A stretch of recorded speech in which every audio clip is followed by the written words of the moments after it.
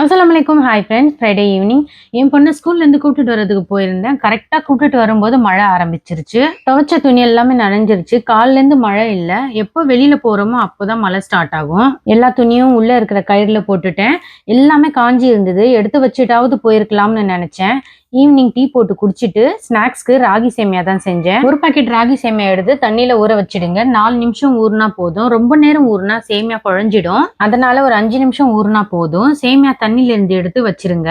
இட்லி பாத்திரத்துல தண்ணி போட்டு கொதிக்க விடுங்க. ஒரு இட்லி தட்டு வச்சுட்டு அதுக்கு மேல ஒரு காட்டன் துணி போட்டு ஊற வச்ச சேமியா எடுத்து வச்சிருக்கோம் இல்லையா, அந்த சேமியா போட்டு மூடி போட்டு கரெக்டா 5 நிமிஷம் இல்லைன்னா 7 நிமிஷம் வேக விடுங்க. போதும். வேக வச்ச சேமியா ஒரு தட்டுல போட்டு ஆற விடுங்க. நான் அரை முடி தேங்காய் எடுத்து துருவி வச்சிருக்கேன். வேக வச்ச சேமியால சர்க்கரை, துருவின தேங்காய் போட்டு கிளறிட்டு சாப்பிட்டு பாருங்க. சூப்பரா இருக்கும். நீங்க நாட்டு சர்க்கரை கூட யூஸ் பண்ணலாம். இதுல கொஞ்சமா நெய் போட்டு சாப்பிட்டு பாருங்க. இன்னும் சூப்பரா இருக்கும். இந்த மாதிரி செஞ்சு நீங்க பசங்களுக்கும் கொடுக்கலாம். தேங்க்யூ.